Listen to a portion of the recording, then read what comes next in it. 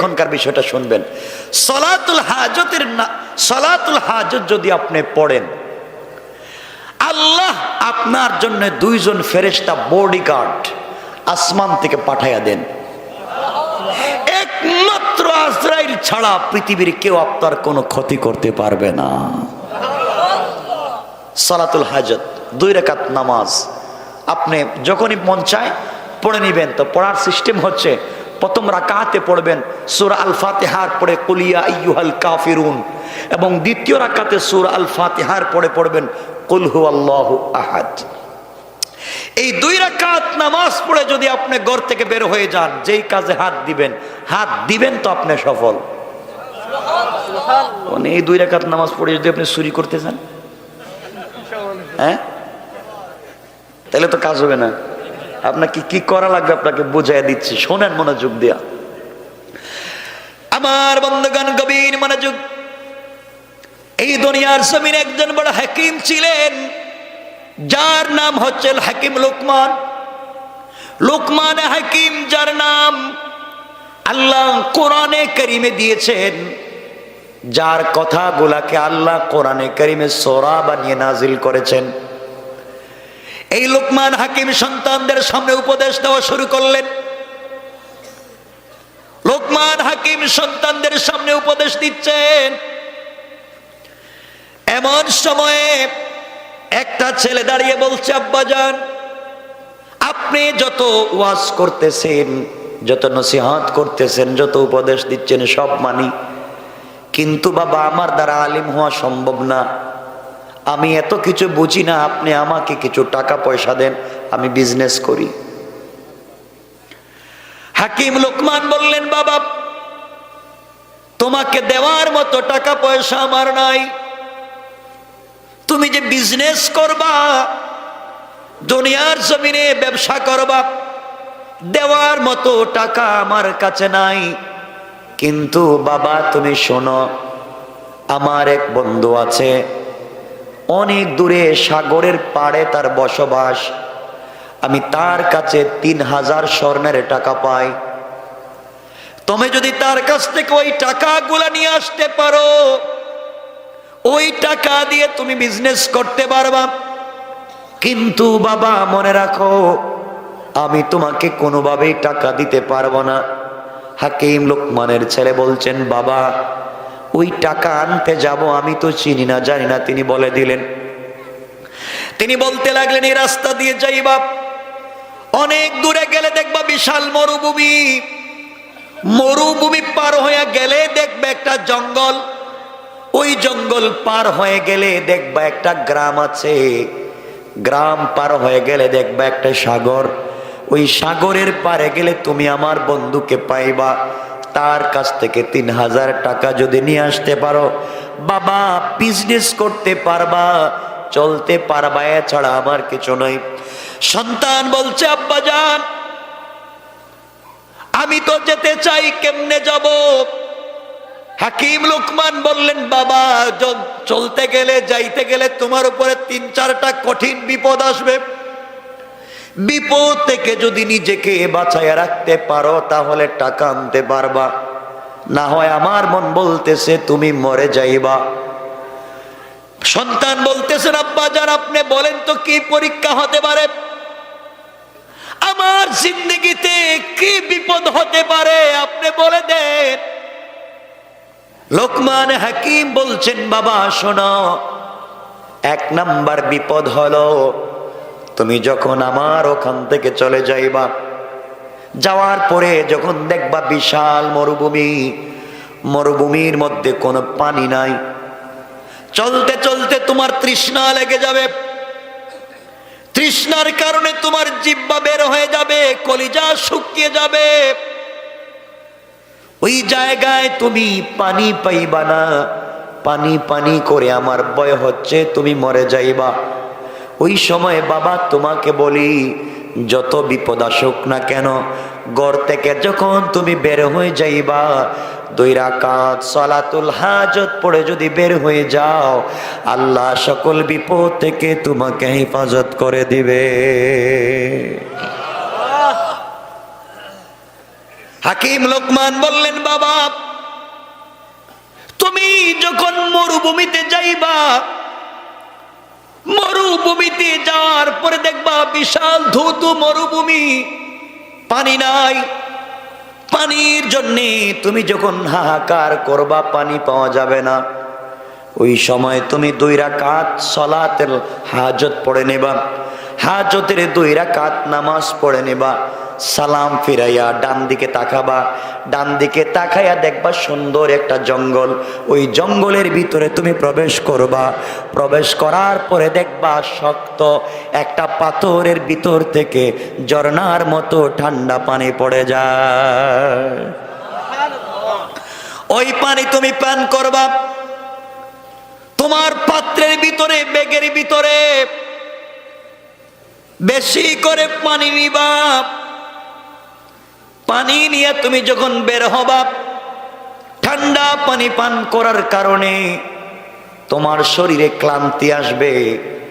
ক্লান্তি আসলে তুমি ঘুমানোর প্রয়োজন হবে, বিশ্রামের প্রয়োজন হবে। মরুভূমির ভিতরে কোনো গাছ তোমার চোখে পড়বে না।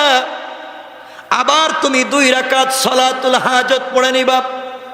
সালাতুল হাজত পড়ে আল্লাহর কাছে যখন দোয়া করবা, পিছন দিকে তাকাইয়া দেখবা একটা বট গাছ। সুবহানাল্লাহ বললেন না? বট গাছের নিচে অনেক সুন্দর ছায়া। তোমার মন চাইবে ওই ছায়ায় তুমি যেন বিশ্রাম নাও। কিন্তু বাবা মনে রাখবা, আমার মন বলতেছে তুমি যদি গাছের গোড়ায় বিশ্রাম নিতে যাও, বিপদে পড়ে যাবা। গাছের গোড়ায় বিশ্রাম নিতে গেলে কঠিন বিপদের সম্মুখীন হয়ে যাইবা। আমার ভয় হচ্ছে তুমি মরে যেতে পারো, কোন বিষাক্ত সাপ তোমাকে মেরে ফেলতে পারে। কিন্তু বাবারে, তুমি যদি বট গাছের গোড়ায় কোনো বৃদ্ধ লোককে পাও, ওই লোকের কাছে তুমি পরামর্শ চাইবা। ওই লোকটা তোমাকে অবশ্যই ভালো সাহায্য করবে। সে যদি সে পরামর্শ দিবে, তার পরামর্শ অনুযায়ী চলবা। আমার বিশ্বাস, বৃদ্ধ লোকটার পরামর্শ মানলে চলার পথে তোমার কোনো ক্ষতি হবে না।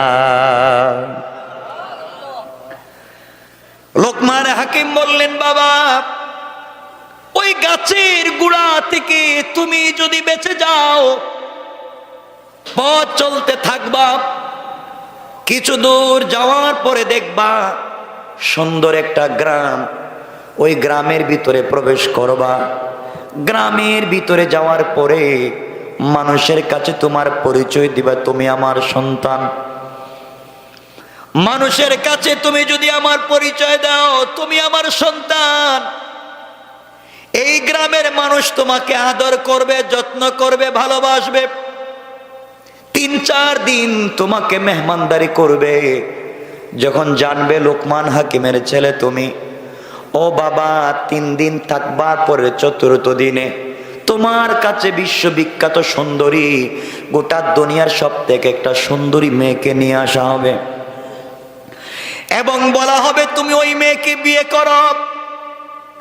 আমার সন্তান তুমি শোনো, তুমি যদি ওই মেয়েকে বিয়ে করো বিপদে পড়ে যাইবা। বিয়ে করলেই তোমার জীবন নাশ হয়ে যেতে পারে, এই জন্য নিজেকে বাঁচাইয়া রাখবা। কিন্তু ওই মুরব্বী লোকটা যদি তোমার সাথে থাকে, সে যে পরামর্শ দেয় তুমি তার পরামর্শগুলা মেনে নিবা। বাবারে, তুমি ওই গ্রাম থেকে যাওয়ার পথে জঙ্গলের কাছে যখন চলে যাইবা, জঙ্গল পার হয়ে যখন সাগরের পাড়ে যাইবা, সাগরের পাড়ে যাওয়ার পরে দেখবা আমার বন্ধু একটা বাড়ি বানাইছে সাগরের মধ্যখানে চরে। তার কাছে আমার পরিচয় দিবা। পরিচয় দিলে সে তোমাকে 3,000 স্বর্ণ মুদ্রা দিবে। কিন্তু বাবার একটা শর্ত হলো, আমার বন্ধু কাউকে গেলেই টাকা দেয় না, যারা ঋণ পায় ঋণ দেয় না। একটা শর্ত হলো, 1 রাত্র তার বাসায় থাকতে হয়। আর যারা এই রাত্র বেলা থেকে যায়, সকালবেলা মরে যায়। আমি চিন্তা করতেছি, তুমি যদি টাকা আনতে চলে যাও, ওই বেচারার কাছে গেলে টাকা তো দিবে না, রাত্র থাকা লাগবে। রাত্র থাইকা যদি সকালে বাঁচো, টাকা নিয়ে আসবা।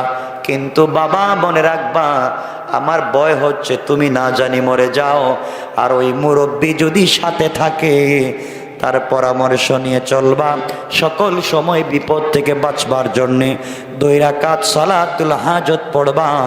আমার বিশ্বাস আল্লাহ তোমাকে হেফাজত করবেন। কোন সুবহানাল্লাহ।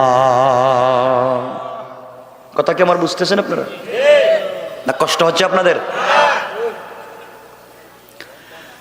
আমার মুসলমান বন্ধুগণ, এক পর্যায়ে হাকিম লোকমান সন্তানকে উপদেশ দিলেন। এই সন্তান যখন সকালবেলা একদিন বাবার কাছ থেকে বিদায় নিলেন, লোটার মধ্যে পাত্রের মধ্যে পানি নিলেন,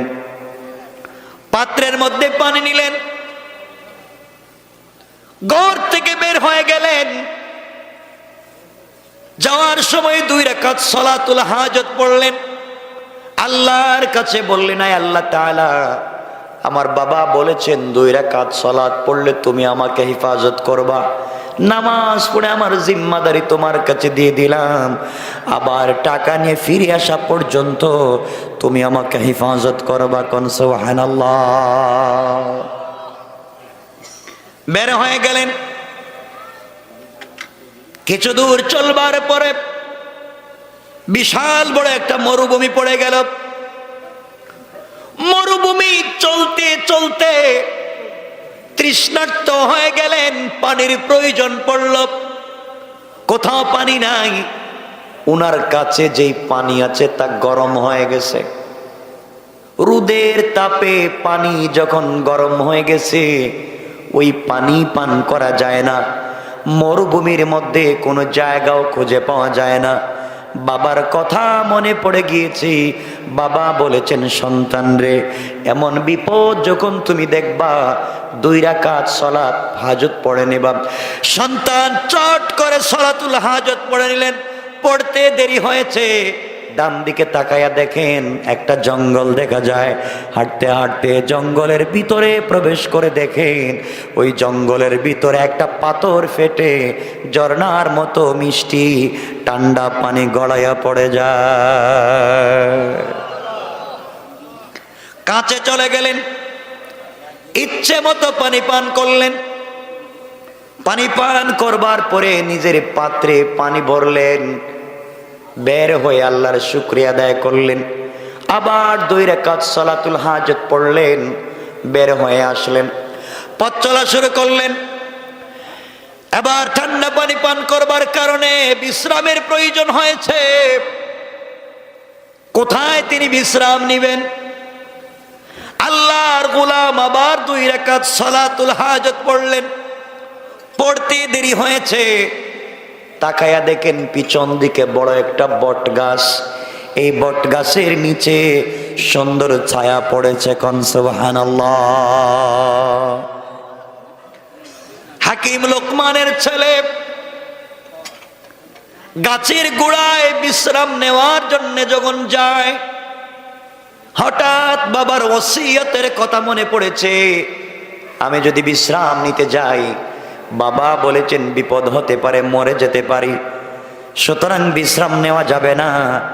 এই জন্য তিনি বিশ্রাম নিচ্ছেন না, কিন্তু কষ্ট হয়। হঠাৎ করে তাকায় দেখেন গাছের গোড়ায় একজন বৃদ্ধ লোক বসে আছে। এই বৃদ্ধ লোকটা ডেকে বলছে, বাবা এখানে আসো, এসে বসো। হাকিম লোকমানের ছেলে বলছেন, আঙ্কেল আমার বাবা বলেছেন গাছের গোড়ায় বসা যাবে না। বৃদ্ধ লোকটা বলছে, বাবা তোমার বাবা কি বলে দেয় নাই? কোন বৃদ্ধ লোক যদি তোমাকে কোনো পরামর্শ দেয় তার পরামর্শ মানবা, তার কথাগুলা মেনে চলবা। সুতরাং আমি তোমাকে বলছি তুমি এই গাছের গোড়ায় বসো, কোনো সমস্যা হবে না। সমস্যা যদি হয় আমি দেখব। সুবহানাল্লাহ বলেন, আওয়াজ করে বলেন না সুবহানাল্লাহ। হাকিম লোকমানের ছেলে এই বৃদ্ধ লোকটার কথায় তিনি চলে গেলেন, গাছের গোড়ায় বিশ্রাম নিতে লাগলেন। বৃদ্ধ লোকটার কাছাকাছি শুয়ে পড়লেন। শুয়ে যখন পড়েছেন, হঠাৎ করে বিষাক্ত একটা সাপ এসে হাকিম লোকমানের ছেলের মাথায় আঘাত করে বিষ দিয়ে দিল। এই বৃদ্ধ লোকটা চিন্তা করল, হাকিম লোকমানের ছেলে গাছের গোড়ায় বিশ্রাম নিতে চায় নাই। আমি তাকে বলেছি এখানে বিশ্রাম নেওয়ার জন্যে, এখন যেহেতু সাপ কেটেছে তার তো বিপদ হয়ে গেল। সাপকে ধরে ফেললেন, ধরে তিনি সাপকে বললেন যেখান থেকে বিষ দিয়েছিলে ওখান থেকে নিয়ে যা। সাপ যখন মাথার থেকে আবার বিষ নিয়ে গেল, বিষ নেওয়ার পরে এই বৃদ্ধ লোকটা ব্যাগের ভিতর থেকে একটা ছুরি বের করে সাপটাকে 2 টুকরা করে দিলেন। 2 টুকরা করে এক টুকরা গাছের গোড়ার নিচে ফেলে দিলেন, আর একটা টুকরা লোকমান হাকিমের ছেলের ব্যাগের ভিতরে ঢুকাইয়া দিলেন। কিছুক্ষণ পরে লোকমান হাকিমের ছেলের ঘুম ভেঙে গেল। ঘুম ভেঙে যাওয়ার পরে দেখেন একটা অর্ধেক সাপ নড়তেছে। ভয় পেয়ে গেলেন, বৃদ্ধ লোকটাকে বলছেন আঙ্কেল একটা সাপ এখানে অর্ধেক, বাকি অর্ধেক কোথায় গেল, সাপ কোথা থেকে আসলো? বৃদ্ধ লোকটা ডেকে বলছেন বাবা শোনো, তুমি যখন বিশ্রাম নিয়েছিলা এমন সময় একটা সাপ তোমাকে দংশন করেছিল। আমি ওই সাপটাকে তোমার মাথায় লাগায়া বিষ গোলা যখন নিয়ে গিয়েছে আমি 2 টুকরা করে দিয়েছি, ওই ফেলে দিয়েছি, টেনশন নাই, তুমি এখন চলে যাও। হাকিম লোকমানের ছেলে 2 রাকাত নামাজ পড়লেন সালাতুল হাজাত, আর আল্লাহর কাছে ডেকে বলছেন আল্লাহ তাআলা নামাজের কারণে তুমি আমাকে এই বিষাক্ত সাপ থেকে বাঁচায়া দিলা। মুরব্বী ডেকে বলছেন বাবা তুমি কোথায় যাইবা? হাকিম লোকমানের ছেলে বলছেন আঙ্কেল আমার বাবা বলেছেন সামনে যে গ্রাম, ওই গ্রাম পার হয়ে গেলে যে সাগর, সাগরের পারে এক বাবার বন্ধু আছে, তার কাছ থেকে 3000 স্বর্ণ মুদ্রা লাগবে, এই জন্য যাই। কিন্তু আঙ্কেল আমার ভয় হয়, রাস্তায় চলার পথে না জানি কোনো বিপদ চলে আসে। আপনি যদি আমার সঙ্গে সফরের সাথী হয়ে যান, আমার সঙ্গে যদি সফর করেন, আপনার পরামর্শ নিয়ে আমি চলবো। মুরব্বী লোকটা বলছে তুমি বললে তোমার সঙ্গে যেতে পারি। লোকমান হাকিমের ছেলে বৃদ্ধ লোকটাকে নিয়ে চলতে লাগলেন। কিছু দূর যাওয়ার পরে যে গ্রাম পাইলেন, ওই গ্রামের ভিতরে গিয়ে নিজের পরিচয় দিলেন। নিজের পরিচয় দেওয়ার পরে মানুষ তাকে আদর করলো, যত্ন করলো, ভালো করে খাওয়ালো, মেহমানদারি করলো।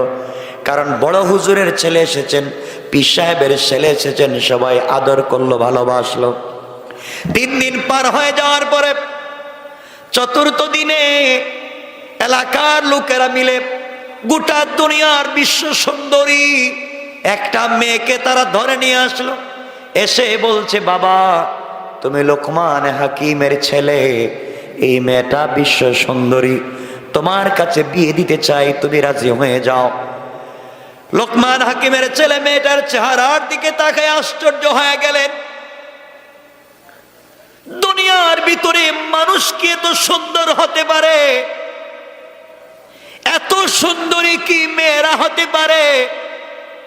তিনি চিন্তা করলেন আমি যদি বিয়ে না করি অন্য কোন ছেলে তো এই মেয়েটাকে বিয়ে করে ফেলবে। তিনি বিয়ে করার সিদ্ধান্ত নিলেন। হঠাৎ করে বাবার ওসিয়তের কথা মনে পড়ল। হাকিম লোকমান বলেছেন 3 দিন থাকবার পরে 4র্থ দিনে এই এলাকার মানুষ তোমার কাছে একটা মেয়ে বিয়ে দিতে চাইবে। ওই মেয়েটাকে তুমি বিয়ে করবা না, বিয়ে করলে কঠিন বিপদের মুখোমুখি হয়ে যাবা। তিনি বিয়েতে রাজি হতে চাইলেন না। তিনি বলতে লাগলেন আমি বিয়েতে রাজি হতে পারি না, আমার বাবা না করেছে। আমি যদি বিয়েতে রাজি হয়ে যাই, বাবা বলেছেন বড় কোনো বিপদ হয়ে যাবে, এই জন্য রাজি হব না। সবাই যখন মেয়েটাকে নিয়ে চলে গিয়েছে, হাকিম লোকমানের ছেলে নিজেকে বোঝাতে পারলেন না। এত সুন্দরী মেয়েটাকে আমি বিয়ে করলাম না, এমন সুন্দরী মেয়ে তো বিশ্বের মধ্যে পাওয়া যাবে না। লোভ সামলাতে পারতেছেন না, আবার বাবার ওসিয়ত ভঙ্গ করতে পারতেছেন না। চিন্তা করলেন, বাবা বলেছেন সকল কাজে এই বৃদ্ধ লোকটার পরামর্শ নিতে। বৃদ্ধ লোকটার পরামর্শ নিয়ে দেখি তো কি হয়ে যায়। তিনি মুরব্বীর কাছে চলে গেলেন। আঙ্কেল বাবা নিষেধ করেছেন মেয়েটাকে বিয়ে করতে, কিন্তু এত সুন্দরী মেয়েকে কি কেমনে আমি ফেলে রেখে চলে যাই? আমার মন বলতেছে বিয়ে করি, কিন্তু বাবা বলেছেন বিয়ে করলে মৃত্যুর সম্ভাবনা আছে। আপনি বলেন কি করা যায়? হাকিম লোকমানের ছেলের হাত ধরে ফেললেন। এই মুরব্বী ডেকে ডেকে বলতে লাগলেন, বাবারে, তোমার যদি মন চায় বিয়ে করে নিতে, আবেগ তখন দমায়া রাখা যায় না, তুমি বিয়ে করে নেও। আমি পরামর্শ দিলাম, কোনো বিপদ যদি হয়ে যায়, যা করা লাগবে আমি দেখব তোমার জন্য কিছু করতে পারি কিনা।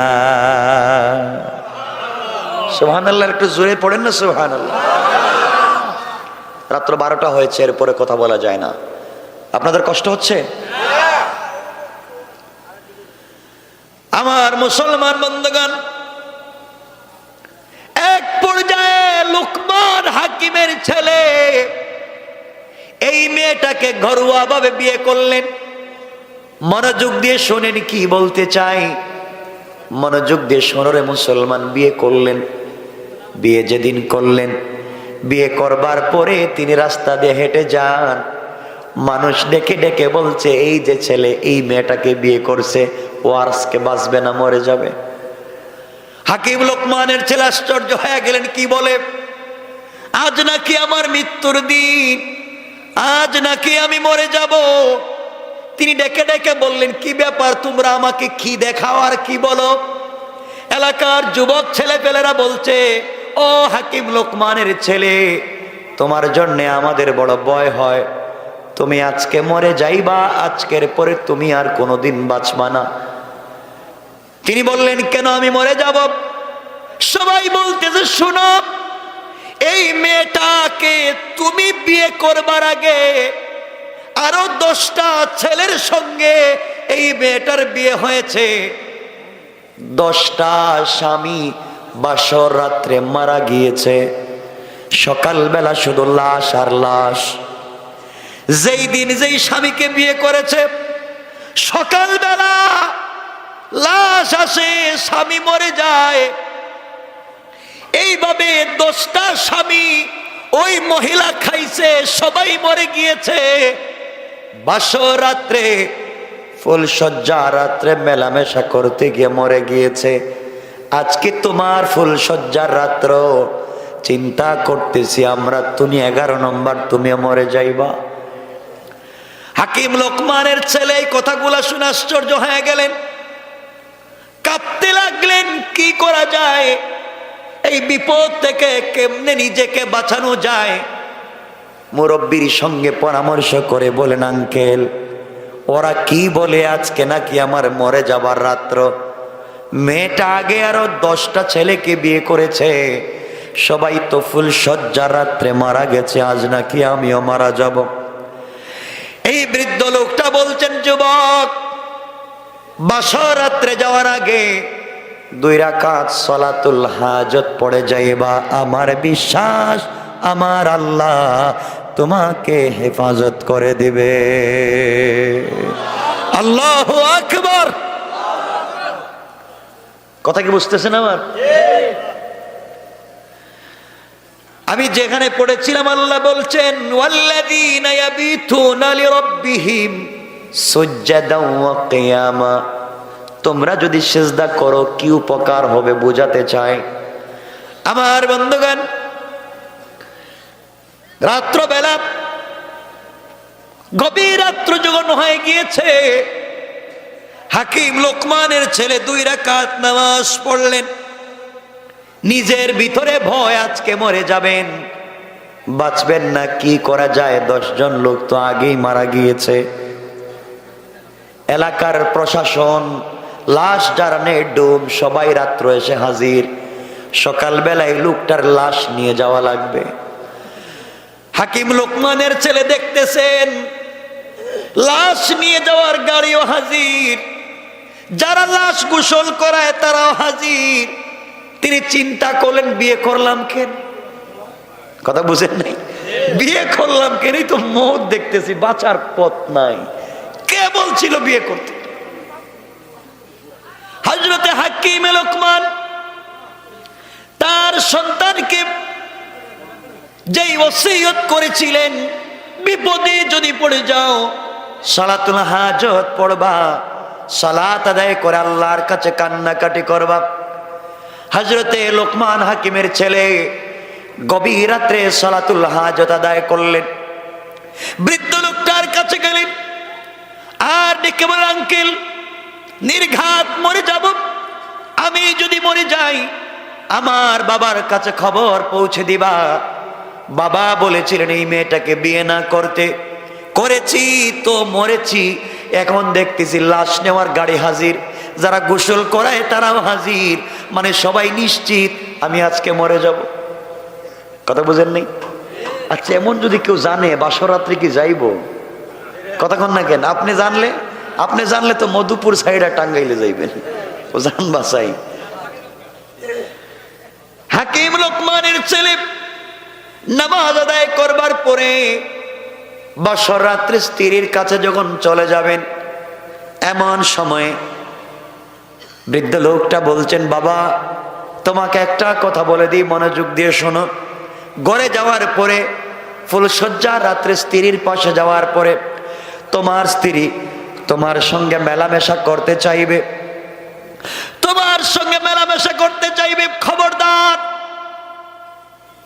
মেলামেশা করবা না। আমি একটা কথা বলে দিই, তুমি শোনো, আমার কথার বাহিরে যাইবা না, বিপদ হয়ে যাবে। কি বিপদ আঙ্কেল? ঘরের ভিতরে ঢুকবার পরে স্ত্রী তোমাকে বাধ্য করবে মেলামেশা করতে, করবা না।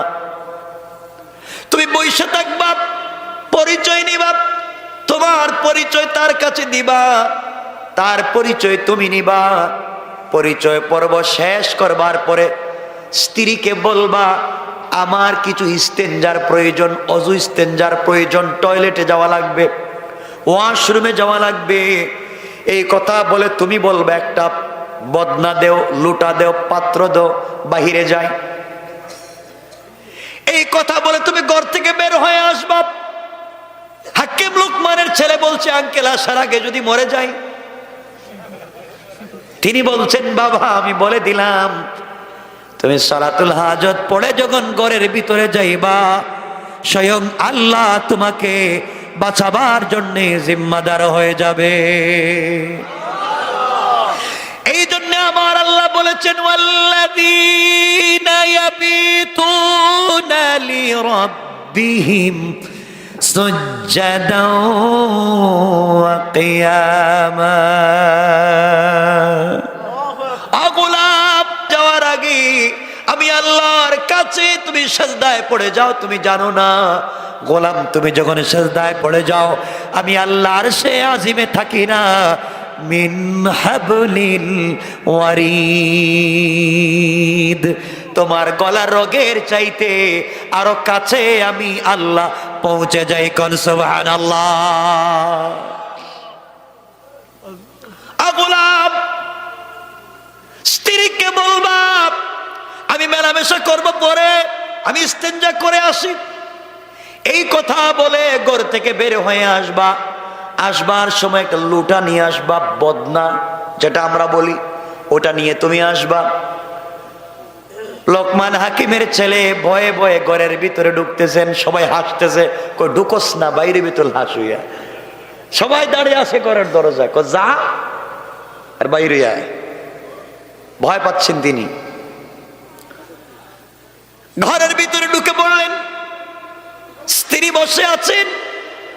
এত বিশ্ব সুন্দরী একটা মেয়ে, তার ভিতরে এমন কি জিনিস আছে যার কারণে সবাই মরে যায়? হাকিম লোকমানের ছেলে কাছে গেলেন, সালাম বিনিময় হলো, পরিচয় পর্ব শেষ হলো। স্ত্রী বলছে, স্বামীর রাত্র তো ছোট, শেষ হয়ে যাবে, ফুলসজ্জা রাত্রে মেলামেশা করতে হয়। হাকিম লোকমানের ছেলে বলছেন, স্ত্রী আমার কিছু ইস্তেঞ্জার প্রয়োজন, বাহির থেকে আসি। কেন? ভিতরে তো ভয়। কথা কন না কেন? ভিতরে ভয়, যদি মরে যাই আমি বাহির থেকে আসি, আমাকে একটা বদনা দেও। স্ত্রী বলে মেলামেশা আগে করো। তিনি বলছেন, না, খবরদার, আমি তোমার স্বামী, কথা দিলাম অবশ্যই মেলামেশা করব, তবে তুমি আমাকে বাইরে যেতে দাও, ওযু ইস্তিনজা করে আসি, কাজ সেরে আসি।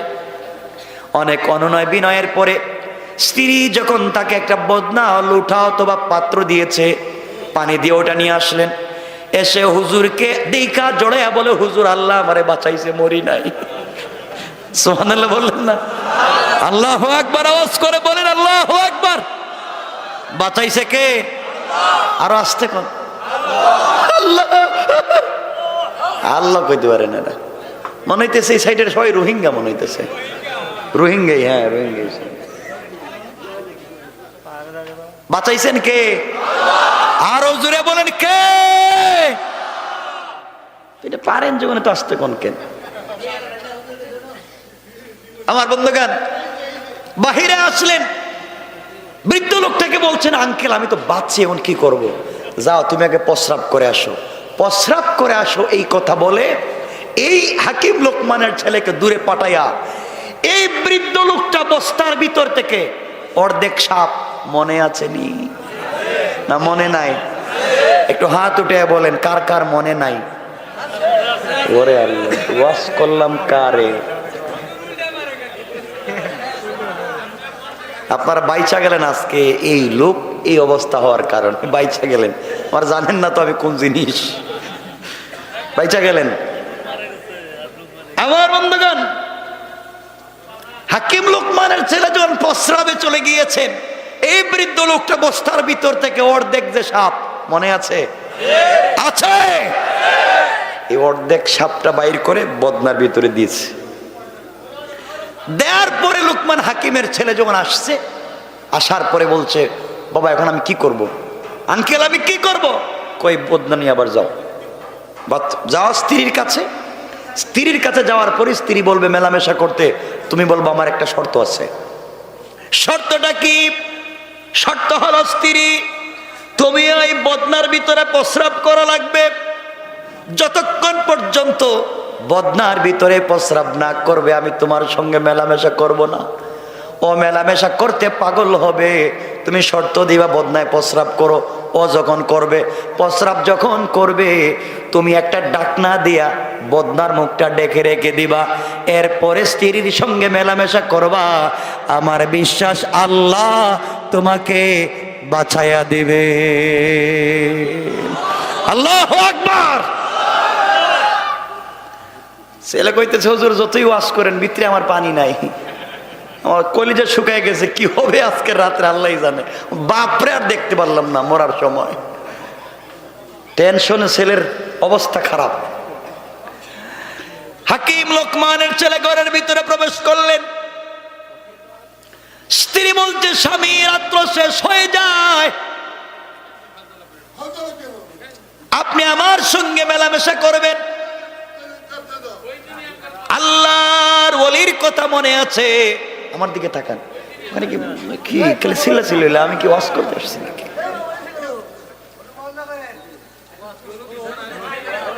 শোনেন কথাগুলো শোনেন। আমি তো শুধু আসছি, আমার এই যে হুজুর, আমার আর আব্দুল আলিম ভাই, এরা একবার বাইন্দা বানিয়ে নিয়েছে, নাহলে কি আমি আসতাম? আমার বন্ধুগণ কষ্ট হচ্ছে আপনাদের? আমি তো মাত্র আয়াতের অনুবাদ করে করে যাচ্ছি, আলোচনা তো সব পুরাই রয়ে গেছে। আমার মুসলমান বন্ধুগণ, এক পর্যায়ে স্ত্রী বলছে, স্বামী আমার সঙ্গে মেলামেশা করা লাগবে। হাকিম লোকমানের ছেলে বলছেন, শোনো অবশ্যই তোমার সঙ্গে মেলামেশা করব, শর্ত হলো আমি যে বদনা আনছি বদনায় প্রস্রাব করা লাগবে। স্ত্রী মানতে নারাজ, রাজি হয় না।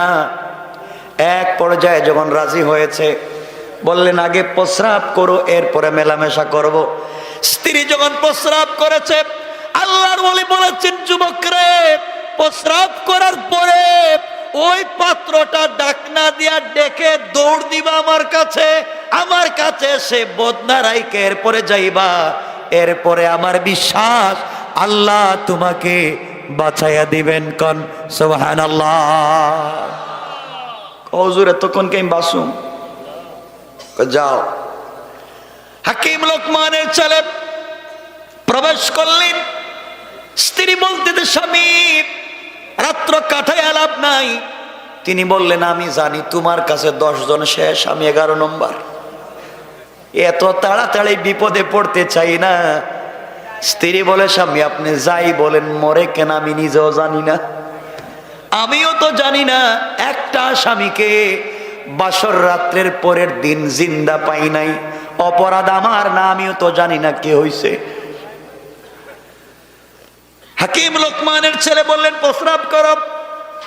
স্ত্রী যখন প্রস্রাব করেছে, প্রস্রাব করবার পরে ডাক না দিয়ে বদনাটাকে ডেকে স্ত্রীকে বললেন, থামো, আসতেছি। এই কথা বলে ঘর থেকে বের হয়ে আসছেন। আল্লাহর ওলির সামনে বদনা দিয়েছেন। আল্লাহর ওলি বলছেন, বাবা বদনাটা তুমি ঢালো, উল্টাও। বদনা উল্টানোর সাথে সাথে দেখা যায় ওই অর্ধেক সাপ আরো কালো কালো 2টা বড় বড় বিষাক্ত সাপ। ছেলে ভয় পেয়ে গেছে, চিল্লানো শুরু করছে, হুজুর বদনা আমি খালি নিয়ে গেলাম, আনলাম, সাপ আসলো কোত্থেকে? আল্লাহর ওলি এবার বলছেন, বাবা থামো, ভয় পাইও না। বলি, তুমি যেদিন গাছের গোড়ায় শুইছিলা, ওই দিন তোমাকে যেই সাপ দংশন করেছিল, অর্ধেক সাপ রাস্তায় ফেলে দিয়েছিলাম, তুমি দেখেছো। অর্ধেক সাপ বস্তার ভিতরে রেখে দিয়েছি। তুমি আমাকেও চিনো না, আমি কে জানো না। আমি শুধু তোমাকে পরামর্শ দিচ্ছি, শোনো। এই অর্ধেক সাপটা রেখে দিয়েছিলাম, আমি বুঝতে পেরেছিলাম ঘটনা কি। তোমার ওই লোটার ভিতরে, ব্যাগের ভিতর থেকে অর্ধেক সাপ দিয়ে দিয়েছিলাম। ওটা নিয়ে তুমি যখন গিয়েছিলা আর স্ত্রীকে বলেছো প্রস্রাব করবার জন্যে, স্ত্রী যখন প্রস্রাব করতে আসছে, স্ত্রীর পেটের ভিতরে 2টা বিষাক্ত সাপ ছিল। তারা যখন বদনায় দেখেছে আরেকটা সাপ জিদ লেগেছে, ওইটাকে মারবার জন্যে তারা বাহির হয়ে গেছে। আর তুমি ওটা নিয়ে আমার কাছে চলে এসেছো।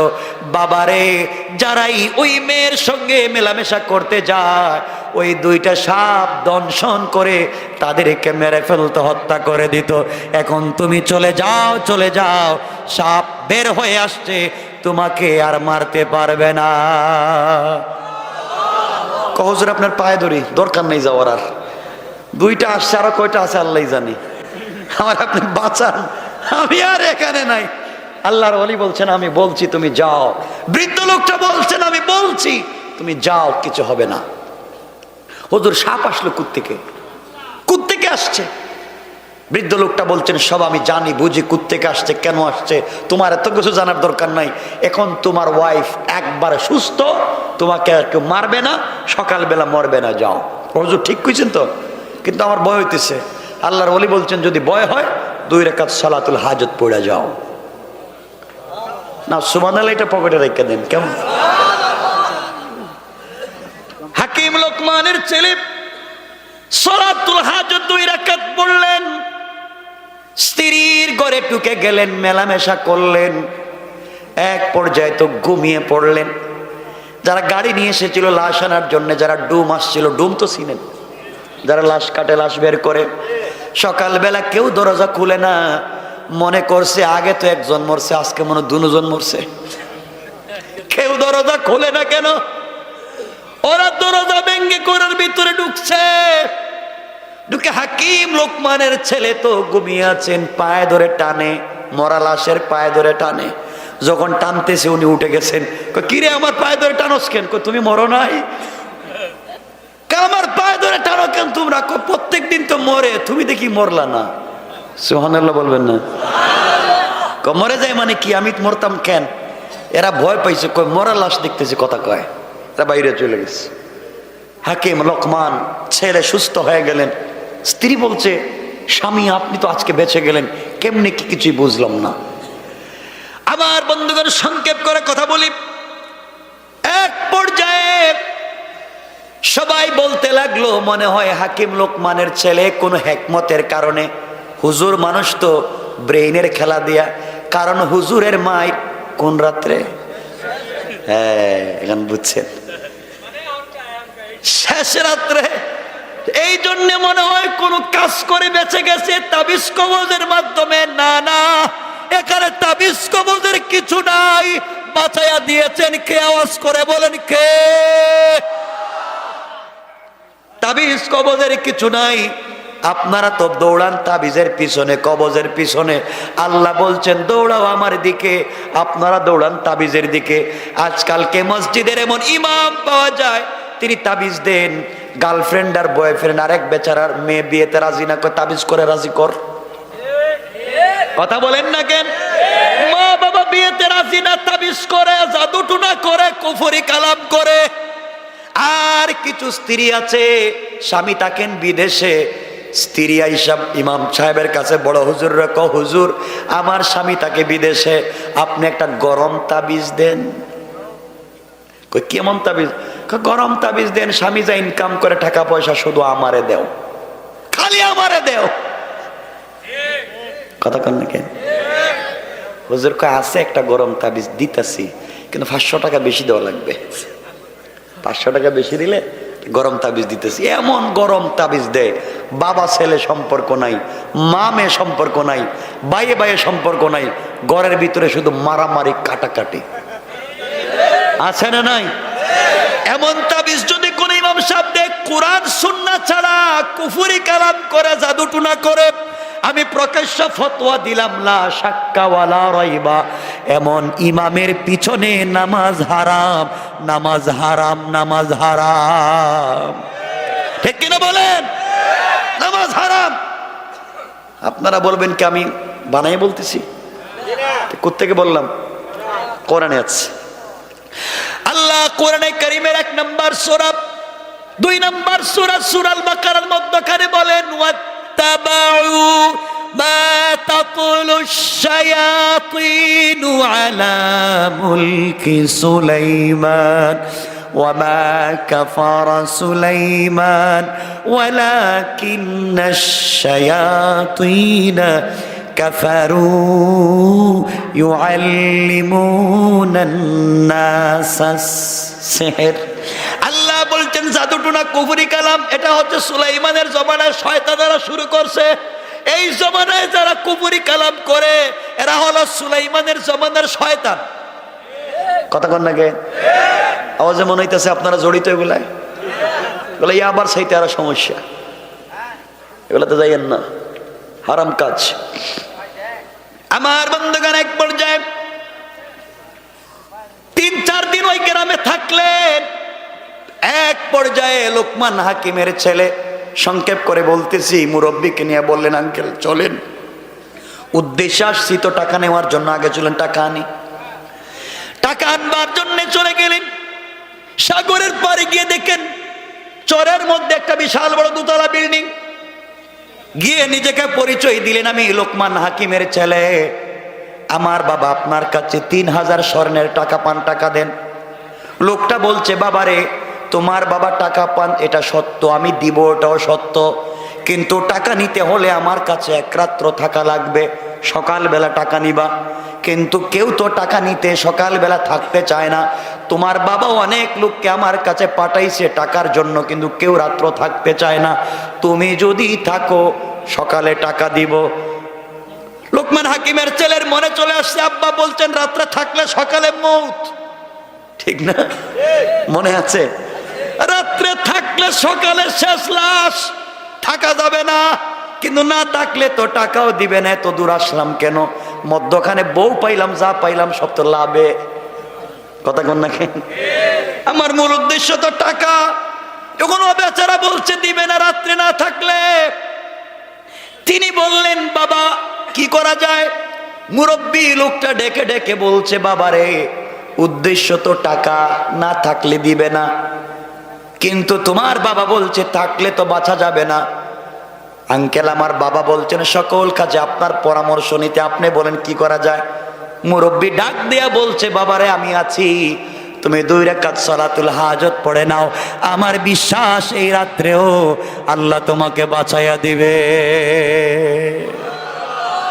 শুধু হাজতের কথাই বলতেছি। আমার মুসলমান বন্ধুদের এক পর্যায়ে রাত্রবেলা 2 জন থাকতে গেলেন। এই বৃদ্ধ লোক যার কাছে টাকা পাওয়া যায় তার 2 তলা বাড়ি, উপরের তলায় সে একা থাকে, 2 রুমে তার 2টা ছেলে থাকে।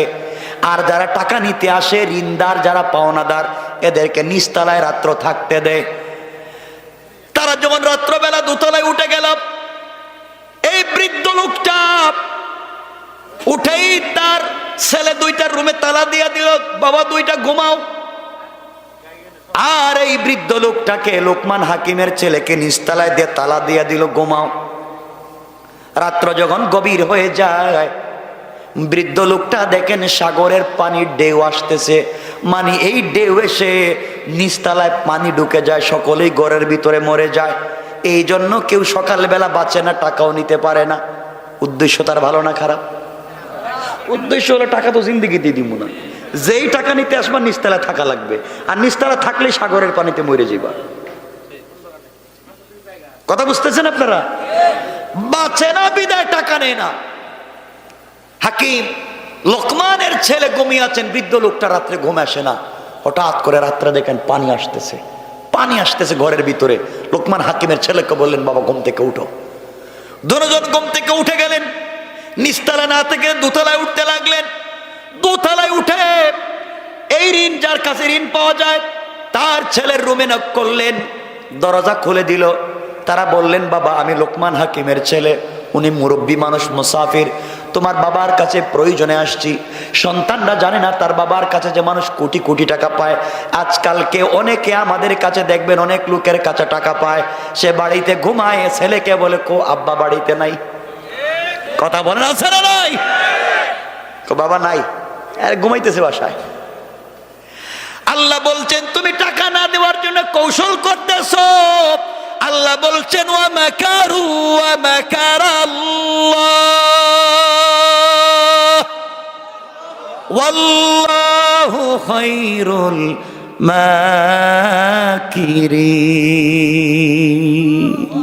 তুমি টাকা না দেওয়ার কৌশল করতেছো, আমি আল্লাহ এমন কৌশল করব, টাকাও দিবা, আব্বাও ডাকবা। ঠিক কিনা জোরে কান? এই দুইটা লোক উঠে গিয়েছে, সন্তানের দরজায় নক করে বলছে, ভাই দরজা খোলো। দরজা খুলে দিয়েছে। বাবার এই শয়তানিগুলা সন্তান জানে না। তারা বলছে, ভাই টাকা নিতে তারা আসছিলাম তোমার বাবার কাছে, কিন্তু নিচতলায় তো থাকতে পারতেছি না, আপনাদের রুমে আমাদের দুইজনকে জায়গা দেন, আজকে রাত্রে থাকি। তারা দুই ভাই বলছে, আপনারা মুসাফির, আর লোকমান হাকিমের ছেলে বহুত বড় বুজুর্গের ছেলে, আপনাদেরকে কষ্ট দিতে চাই না, আপনারা দুইজন আমাদের দুই ভাইয়ের বিছানায় থাকেন, আমরা রাত্রে নিচতলায় থাকবো। আল্লাহ বলতেছেন, ইন্না কাইদাশ শাইতানি কানা দাঈফা। তোমরা যত কৌশল করতেছো, আমি আল্লাহর কাছে ওগুলা বড়ই দুর্বল। আমি যখন কৌশল শুরু করব, বাঁচবার সুযোগ থাকবে না। ঠিক কিনা বলেন? আমার বন্ধুগণ, এক পর্যায়ে তারা দুইজন, এটা আবার কি,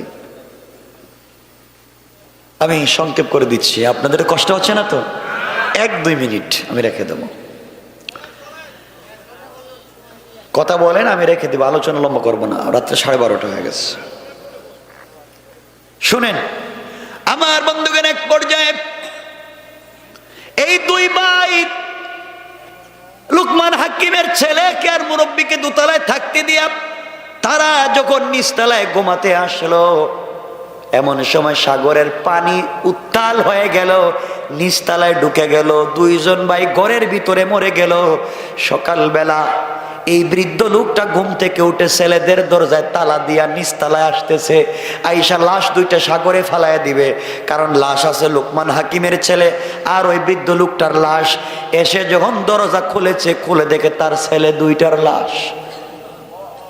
আল্লাহ কয় টাকাও দিবে, লাশও দেখবে। কেন পাবলিক রে ঠকাস? ছেলে দুইটা লাশ দেখে আশ্চর্য, দোতলায় গিয়েছে, দরজা খুলে দেখে ঘরের ভিতরে লোকমান হাকিমের ছেলের মুরব্বী দুইজন বাইরে কয়, তোর সব শয়তানি জানি, আজকে টাকা দে। সুবহানাল্লাহ বলেন না? তুই তো টাকা দেস না, শয়তানি করস, মনে করছিলে আমরা মরে যাব, আমরা মরি নাই, আমরাই বাঁচছি, তোর ছেলেও মরছে, টাকাও দিবে। কথা বলেন না কেন? টাকাও দিবে, ছেলেদেরকেও পাওয়া যাবে না। ছেলেদের কাফন দাফন করলো, 3000 স্বর্ণ মুদ্রা দিল, চলে আসতে লাগলেন। রাস্তায় আসার পরে বৃদ্ধ লোকটা বলতেছে, বাবা আবার শোনো, টাকা তো পাইছো, এতক্ষণ পর্যন্ত অনেক কিছু করলাম, আমি তোমাকে সহযোগিতা করলাম, এখন তুমি কি নিবা, আমারে কি দিবা বলো, তুমি কি নিবা, আমাকে কি দিবা বলো, বাটাবাটি হয়ে যাক, আমার কারণে তো সব পাইলাম। লোকমান হাকিমের ছেলে বলছেন, আঙ্কেল আমার কিচ্ছুর দরকার নাই, টাকা পয়সা যা আছে আপনি সব দেন, শুধু বউটা আমারে দিয়ে দেন। এত সুন্দর স্ত্রী, এটারে রাইকা যাইতে মন চায় না, আপনি যা আছে সব রাইকা নেন, আর আমাকে স্ত্রীটা দিয়ে দেন। বৃদ্ধ লোকটা বলছে, বাবা তুমি তো আসছোই টাকার জন্য, উদ্দেশ্য ছিল তোমার টাকা, আমার দোকানে যা পাইছো সব তো ফাও, টাকাটা উদ্দেশ্য। আমি তোমাকে এতদিন সাপোর্ট দিয়েছি, সহযোগিতা করেছি, বিনিময় কিছুই চাই না, টাকা নিয়ে যাও, উদ্দেশ্য ছিল টাকা বিজনেস করবা, টাকা নিয়ে চলে যাও, বউ নিয়ে চলে যাও, তোমার সঙ্গে আমি আর যেতে চাইবো না, তুমি চলে যাও। সংক্ষেপ করে দিলাম, বিষয়টা অনেক লম্বা, অনেক লম্বা বিষয়। বৃদ্ধ লোকটা এবার বলছে, বাবা তুমি বাড়িতে যাইবা, বাড়িতে গেলে তোমার বাবার কাছে আমার পরিচয় দিও, সালাম দিও।